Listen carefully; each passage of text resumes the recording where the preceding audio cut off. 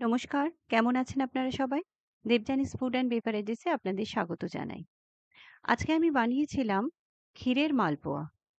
ক্ষীরের মালপোয়া কিন্তু এই দোলে অনেকেই বানিয়ে থাকে।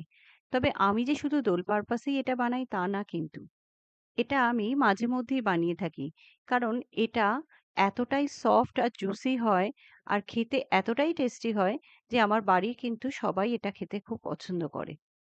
আর খুব সহজে, খুব তাড়াতাড়ি, খুব অল্প কিছু উপকরণ দিয়েই কিন্তু এটা তৈরি হয়ে যায়। আমার মনে হয় আজকের রেসিপিটা আপনাদের ভালো লাগবে। তাহলে চলুন দেরি না করে দেখে নিই। ক্ষীরের মালপোয়া বানানোর জন্য আমি এখানে খোয়া ক্ষীর নিয়ে নিয়েছি ২০০ গ্রাম মতো। প্রায় মেজারিং কাপে ২ কাপ। আর এটা আমি একটু ক্রাশ করে নিয়েছি।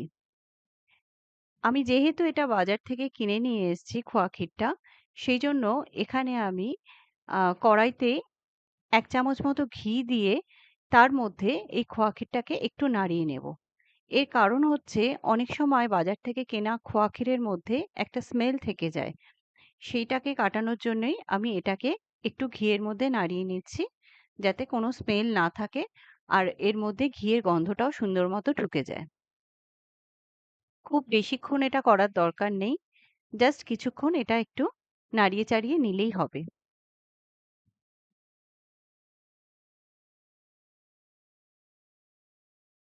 আপনারা যদি মনে করেন যে বাইরে থেকে কিনে আনবেন না খোয়া ক্ষীর, আপনারা কিন্তু ক্ষীরটা বাড়িতেও তৈরি করে করতে পারেন। সেটা খেতে কিন্তু আরো বেশি সুস্বাদু হয়। এটা দেখুন, এটা কিন্তু আমার প্রায় হয়ে গেছে। এবার এখানে আমি কিছুটা পরিমাণ মানে 1/2 লিটার মতো দুধ ফুটিয়ে নিয়েছি। তার মধ্যে ১ কাপ মতো দুধ আমি এখানে দিয়ে দিলাম।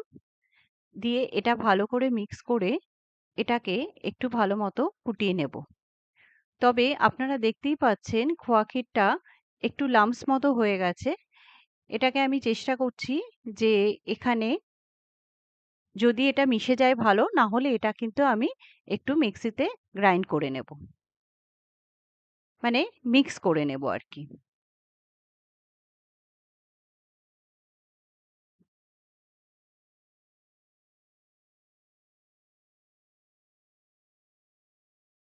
এটা কিন্তু ফুটে উঠেছে। আমি একটা হুইস্কারের সাহায্যে চেষ্টা করছি যদি এটাকে মিশিয়ে নেওয়া যায়। তবে এখানে কিন্তু এখনো একটু ডালা, ডালা রয়েছে। কিন্তু আমার যেহেতু একটা স্মুথ টেক্সচার দরকার, আমি এটা একটু মিক্সিতে ঠান্ডা করে মিহি করে নেব। এখানে ততক্ষণে আমি সিরাপটা বানিয়ে নিচ্ছি। আমি এখানে নিয়ে নিয়েছি ১ কাপ মতো চিনি আর ১ কাপ মতো জল। এখানে আমি চিনিটা আ খুব বেশিক্ষণ এটা কিন্তু কোনো ১ তার কিংবা ২ তারের রস কিন্তু আমি বানাচ্ছি না। এটা জাস্ট চিনিটা গলে যাবে আর তারপর ২ মিনিট একটুখানি ফোটালেই কিন্তু এটা তৈরি হয়ে যাবে। মানে আমার যেই টেক্সচারটা দরকার সেটা হচ্ছে একটুখানি চিপচিপে টাইপের। যেমন একটা তেলের মধ্যে হাত দিলে যেরকম লাগে ঠিক এক্সাক্টলি ঐরকমই একটা টেক্সচার দরকার। এখানে দেখুন চিনিটা গলে গেছে। আমি এর মধ্যে দিয়ে দিলাম ২ টো এলাচ আর দিয়ে দিচ্ছি সামান্য একটু কেশর। কেশরটা অপশনাল আপনারা চাইলে দিতে পারেন, নাও দিতে পারেন। তবে কেশরটা দিলে কালারটা ভালো আসে।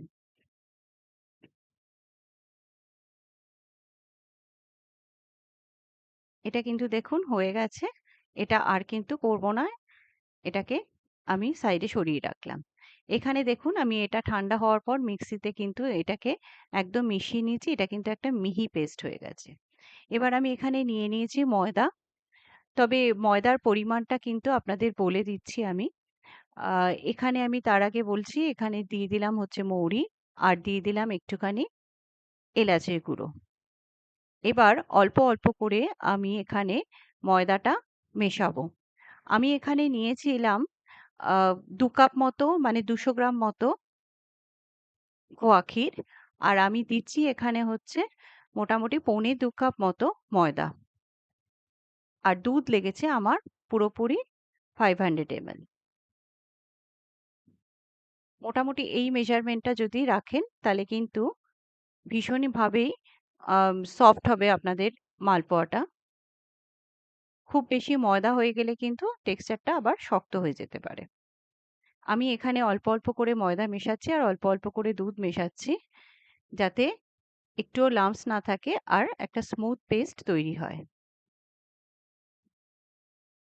এখানে দেখুন, এখানে ব্যাটারটা কিন্তু তৈরি হয়ে গেছে। একটা স্মুথ পেস্ট কিন্তু এটা তৈরি হয়ে গেছে। এটা দেখতেই পাচ্ছেন কিরকম একটা থিক পেস্ট তৈরি হয়েছে। খুব পাতলাও হবে না, আবার খুব ভারীও কিন্তু এটা হবে না। একটা ফ্লোয়ি কনসিস্টেন্সি কিন্তু এটা থাকবে। এখানে আমার তেল গরম হয়ে গেছে। আমি এখানে মালপোয়াগুলো ছেড়ে দিচ্ছি।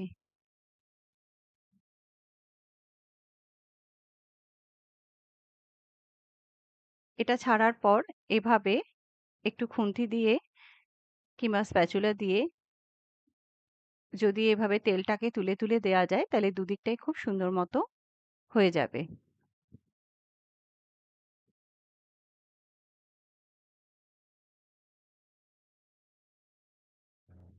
এটা কিন্তু একটা দিক ভালো মতো হয়ে গেছে।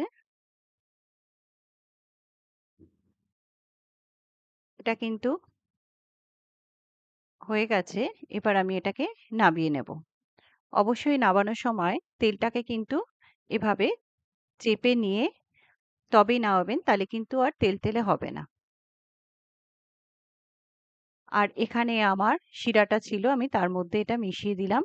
তবে শিরাটা কিন্তু মনে রাখবেন যেন হালকা গরম হয়, উষ্ণ গরম যেটা বলে। খুব বেশি গরমও শিরা দরকার নেই, আবার একদম ঠান্ডা হয়ে গেলেও কিন্তু হবে না। আর ২-৩ মিনিট রাখার পর এটাকে রসের থেকে তুলে নেবেন। তাহলেই কিন্তু টেক্সচারটা খুব সুন্দর হয়ে যাবে এবং মালপোগুলোর মধ্যেও খুব সুন্দর মতো রস ঢুকে যাবে। আমি আরো দুটো এখানে দিয়ে দিলাম। এটা দেখুন কালারটা খুব সুন্দর এসছে। আগেরটা একটু ডার্ক কালার হয়ে গেছিল। আপনারা চাইলে ওরকমও রাখতে পারেন, এরকমও রাখতে পারেন। তবে যেহেতু ওটা তেলটা বেশি গরম হয়ে গেছিল, সেইজন্য ওটা একটু বেশি কালার হয়ে গেছিল। একইভাবে আমি এখানে সবকটা মালপোয়া ভেজে নেব। প্রসেস একই। এখানে কোনো কিছুই নতুনত্ব নেই। আপনারা যারা বানান তারা তো বানানই। আর যারা বানাননি অবশ্যই এটা একবার বানিয়ে দেখবেন বাড়িতে। ভীষণই আ সুস্বাদু খেতে হয় এটা। আর এতটাই সফট থাকে আর খুব বেশি যে কড়া মিষ্টি হয় তাও কিন্তু না। আমি যেভাবে দেখালাম সেভাবে যদি বানান এটা খেতে কিন্তু খুবই ভালো হবে।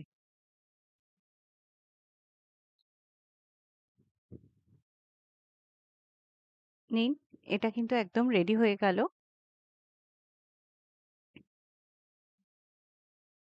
দেখুন, এটা একদম তৈরি। আর দেখলেন তো কত সহজে কত তাড়াতাড়ি এটা তৈরি হয়ে গেল। খুব ইজি এটা তৈরি হতে, কিন্তু খেতে ততটাই সুস্বাদু। আমি একটা আপনাদেরকে একটুখানি ভেঙে দেখাচ্ছি এটা কতটা নরম হয়েছে আর এর ভেতরটা কতটা জুসি হয়েছে। আপনারা দেখে বুঝতেই পাচ্ছেন। আর খেতেও কিন্তু খুব ভালো হয়েছিল। সবাই কিন্তু খুব ভালো খেয়েছে। আশা করি আজকের রেসিপিটা আপনাদের ভালো লেগেছে। আপনারা অবশ্যই এটা বানান, খান এবং আমাকে জানাবেন আপনাদের কেমন লাগলো। আমার রেসিপিটা যদি আপনাদের ভালো লেগে থাকে তাহলে আমার চ্যানেলটাকে একটা লাইক, শেয়ার, সাবস্ক্রাইব করতে কিন্তু ভুলবেন না। আর বেল আইকনটা প্রেস করে দেবেন আমার পরবর্তী ভিডিও নোটিফিকেশন পাওয়ার জন্য। আর আমার চ্যানেলটাকে একটু ফলো করে দেবেন। আপনারা সুস্থ থাকুন, ভালো থাকুন, ভালো খান আর খুব ভালো মতো দোলে এনজয় করুন। ধন্যবাদ।